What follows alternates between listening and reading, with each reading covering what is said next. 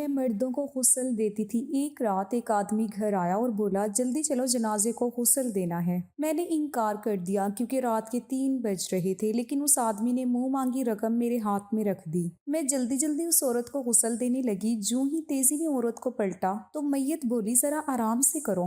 میں حیران رہ گئی کہ عورت تو زندہ ہے۔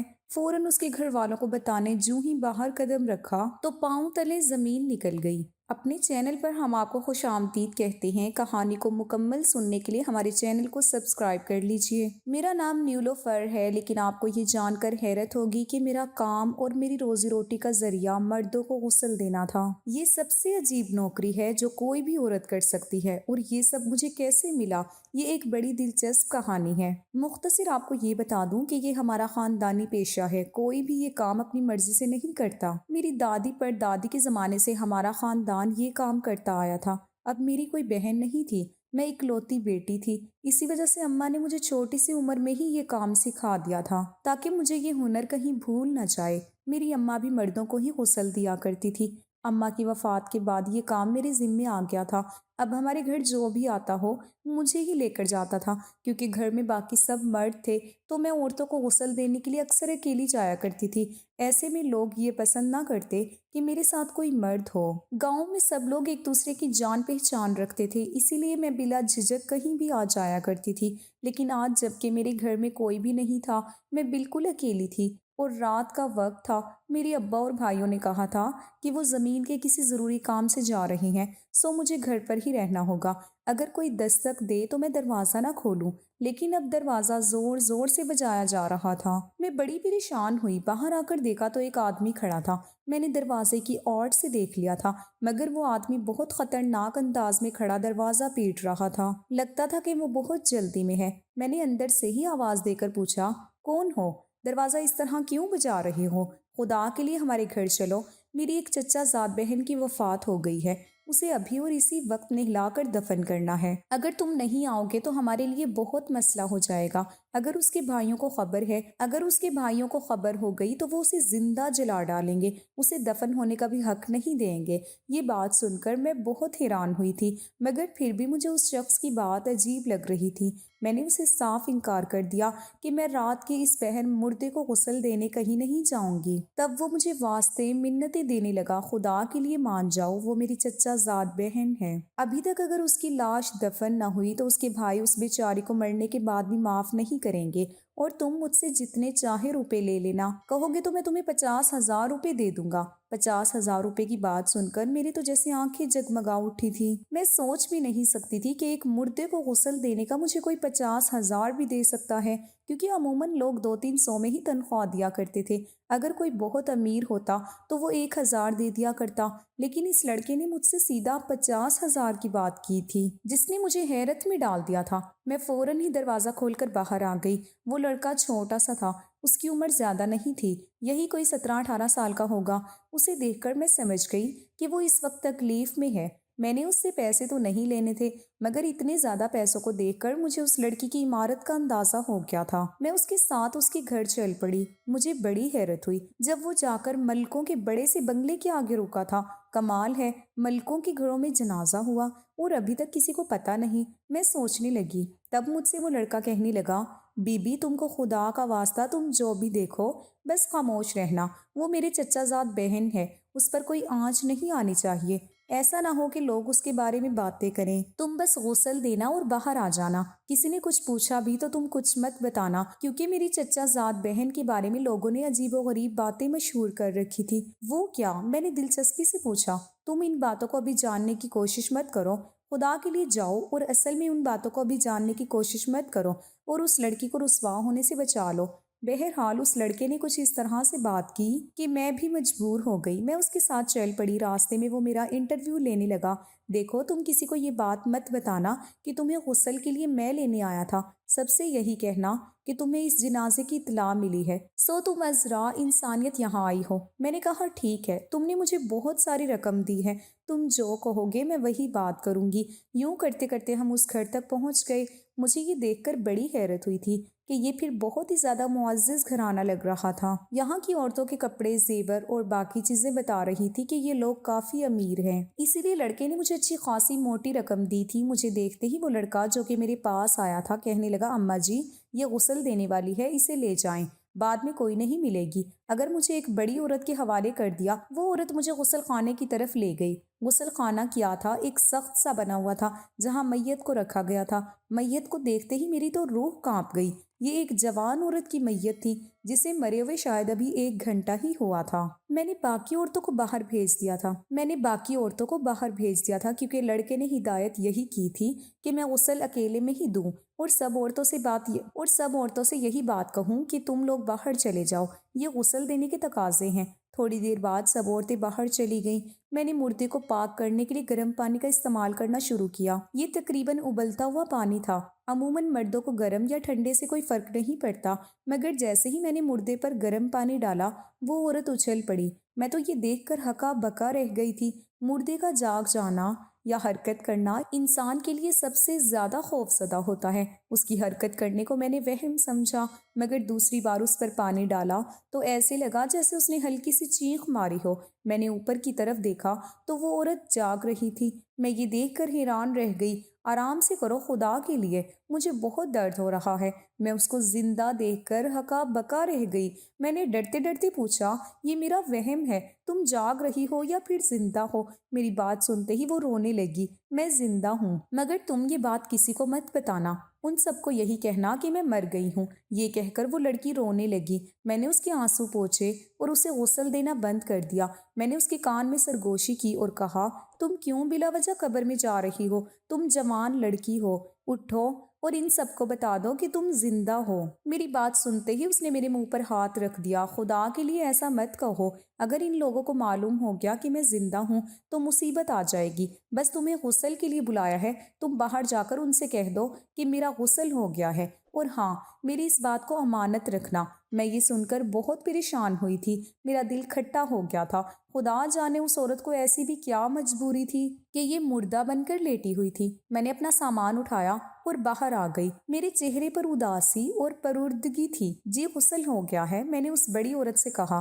ٹھیک ہے بیٹی، تم وہاں جاؤ، تمہیں پیسے مل جائیں گے۔ یہ کہہ کر اس عورت نے مجھے دوسری طرف جانے کا کہا۔ میں نے یہ بھی نہ بولا کہ مجھے پہلے ہی 50,000 روپے مل چکے ہیں۔ اگر انہیں یہ سب بتا دیتی تو ظاہر ہے ان کو شک ہو جانا تھا۔ میں نے ان سے بھی 500 روپے لیے اور وہاں سے نکل گئی تھی۔ بھرا بھرا گھر تھا جہاں پر عورتیں گھوم پھر رہی، یوں کہہ لیں کہ سب نے بھڑکیلے کپڑے پہن رکھے تھے جیسے کسی کی شادی ہو رہی ہو۔ مجھے بڑی حیرت ہو رہی تھی، اگر یہاں پر کوئی فوتگی ہوئی بھی تھی تو پھر ان سب نے اتنے چمکیلے کپڑے کیوں پہن رکھے تھے؟ شاید وہ لڑکا ہو، اس نے مجھے کہا تھا کہ میں کسی اور کو اس بارے میں نہ بتاؤں کہ مردے کو میں نے غسل دیا ہے اور کیوں دیا ہے۔ لڑکا مجھے جب میرے گھر چھوڑ آیا، مگر میرے دل و دماغ میں وہی باتیں، وہی منظرنامہ گھوم رہا تھا۔ میں نے سوچ لیا کہ میں اس راز کو راز نہیں رہنے دوں گی، میں اسے جان کر ہی رہوں گی۔ لڑکے نے مجھے سختی سے منع کر رکھا تھا کہ میں کسی کو بھی یہ بات مت بتاؤں، مگر جیسے ہی میں اپنے گھر پہنچی میرا دل بے چین ہونے لگا۔ میرا دل چاہا کہ میں جا کر سارا واقعہ پولیس کو بتا دوں کہ یہ لوگ ایک زندہ لڑکی کو دفن کر رہے ہیں، مگر پھر سوچا کہیں اس لڑکی کے لیے کوئی مصیبت پیدا نہ ہو جائے۔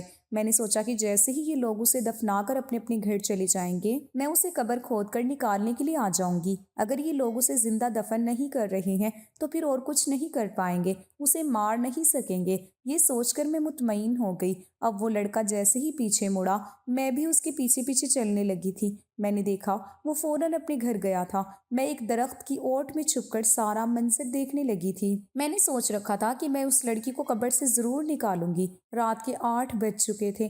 مجھے ڈر بھی بہت لگ رہا تھا کیونکہ میرے ابا اور بھائی گھر آنے والے تھے اور میں گھر سے باہر انہیں بغیر اطلاع دیے وہاں پر پہنچ گئی تھی۔ میں اس لڑکی کی مدد کرنا چاہتی تھی۔ میرا دل اور میری نیت صاف تھی، لیکن اچھے دل اور اچھی نیت کو کون دیکھتا ہے؟ اس کے بعد جو میرے ساتھ واقعہ ہوا وہ سن کر آپ کے بھی رونگٹے کھڑے ہو جائیں گے اور آپ بھی کسی کی مدد کرنے کا نہیں سوچیں گے۔ ہوا یوں کہ ان لوگوں نے جنازہ دفنا دیا، سب لوگ بڑی عجلت میں واپس چلے گئے تھے۔ اب میں نے سوچا کہ میں اس لڑکی کو فوراً سے قبر سے نکال لوں گی اور اپنے گھر لے جاؤں گی۔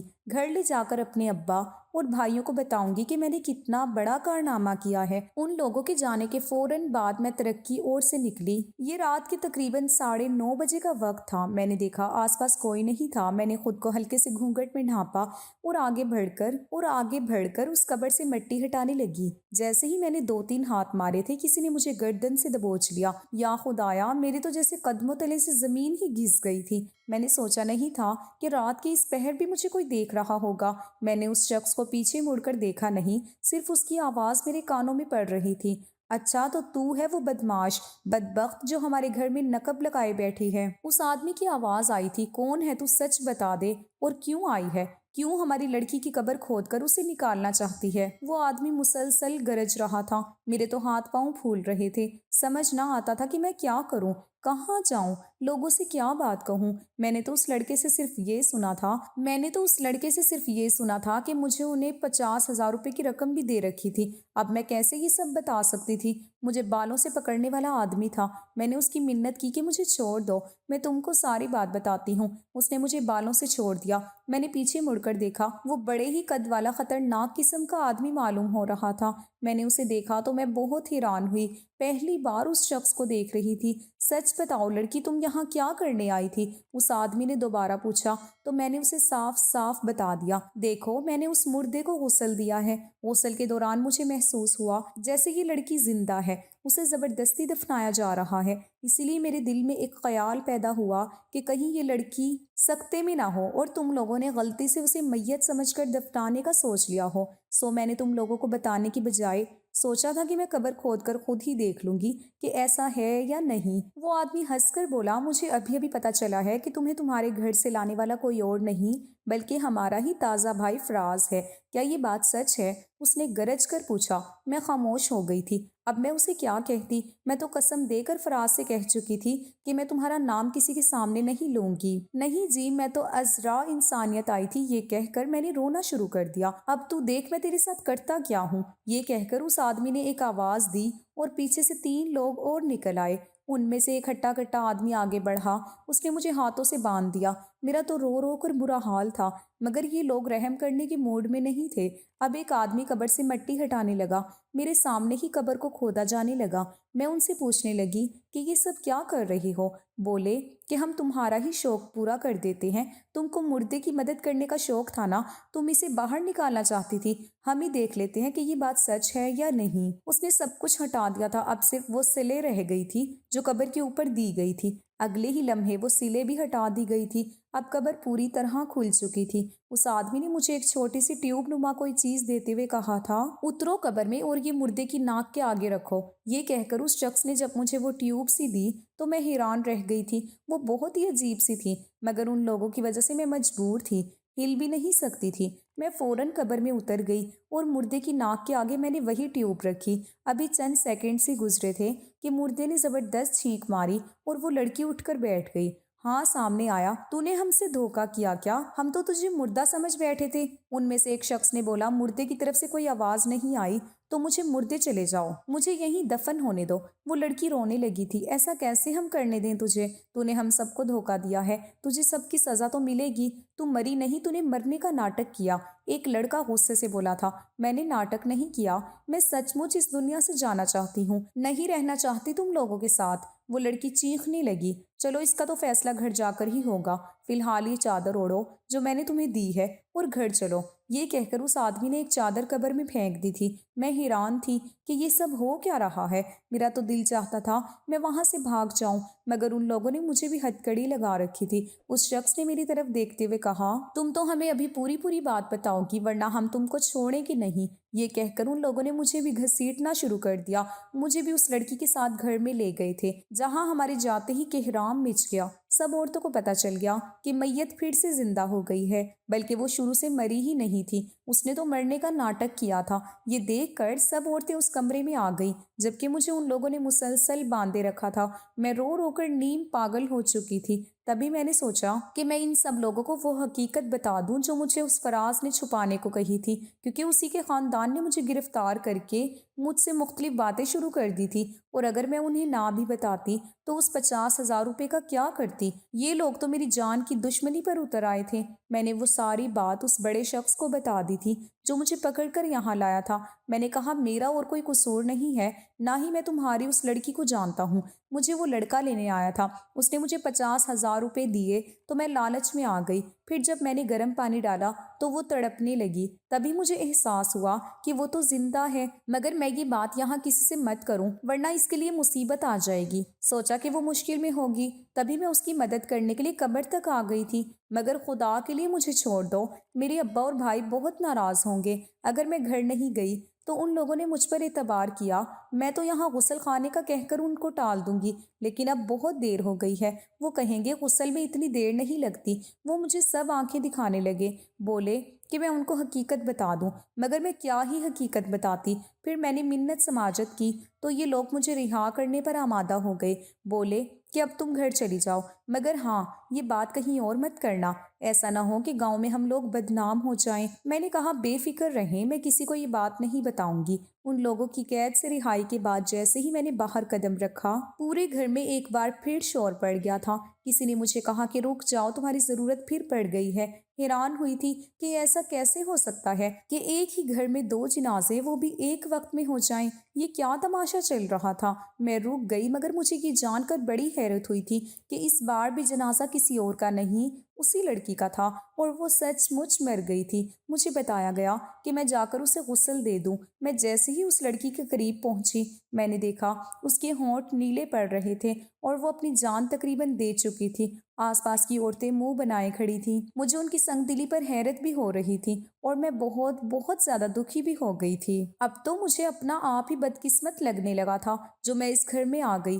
بہرحال میں نے ایک بار پھر اس مردے کو غسل دیا۔ اب میری آنکھوں سے آنسو جاری تھے کیونکہ میں اسے 2 بار غسل دے چکی تھی، مگر یہ مجھے بہت مشکوک اور عجیب سے لوگ لگ رہے تھے۔ مجھے غسل دینے کے بعد یاد آیا کہ گھر بھی تو جانا تھا، کافی دیر ہو گئی ہے۔ وہی لڑکا مجھے چھوڑنے آیا تھا، غمگین سا تھا، رو رو کر پاگل ہو رہا تھا، بولا کہ چلو میں تمہیں تمہارے گھر چھوڑ دیتا ہوں۔ میں نے کہا تم رہنے دو، میں چلی جاؤں گی۔ بولا کہ میں تمہیں لایا تھا، تم میری امانت ہو، مجھے تمہیں گھر بھی پہنچانا ہے۔ یہ کہہ کر اس نے مجھے مطمئن کر دیا۔ اب وہ مجھے چھوڑنے میرے گھر تک آنے لگا۔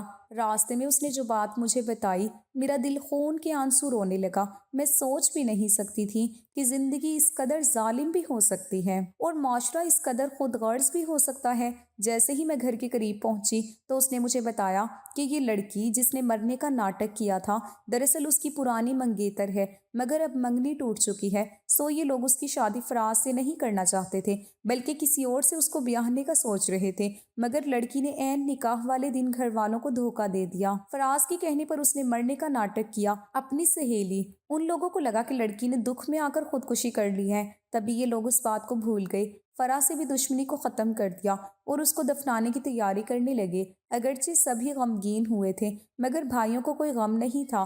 فراز کا اور اس لڑکی کا یہی منصوبہ تھا کہ وہ بعد میں قبر سے اسے نکال دے گا اور یہ لوگ ایک نئی دنیا بسائیں گے، مگر ایسا کچھ ہونے سے پہلے ہی لڑکی کے بھائیوں کو شک ہو گیا۔ انہوں نے مجھے بھی دیکھ لیا اور ان کا شک یقین میں بدل گیا، یہاں تک کہ یہ لوگ اس لڑکی کو اٹھا کر گھر لے گئے اور اس کی زبردستی شادی کرنے لگے۔ ان کو ابھی عبرت نہیں آئی تھی، لڑکی نے دل برداشتہ ہو کر دوبارہ زہر کا پیالہ پی لیا تھا۔ اب کی بار اس نے اصلی میں زہر پیا تھا، 100 منٹوں میں ہی اس کی جان چلی گئی اور اب یہ لوگ اس کی اصلی میت کو دفنانے کے لیے آئے ہیں۔ مجھے یہ سن کر بہت زیادہ رونا آیا۔ میں سوچنے لگی کہ لوگ کیا اتنے بھی خود غرض اور انا پرست ہوتے ہیں کہ دوسرے کی جان ہی لے لے۔ خدا ایسے بہن بھائیوں اور ایسے رشتہ داروں سے سبھی کو بچائے۔ آپ کو اگر یہ کہانی اچھی لگی ہے تو اس ویڈیو کو لائک کیجیے اور اس طرح کی مزید کہانیاں سننے کے لیے ہمارے چینل کو ضرور سبسکرائب کیجیے۔ کہانی سننے کا شکریہ۔ آپ سے ملاقات ہوگی اگلی ویڈیو میں، تب تک کے لیے اللہ حافظ۔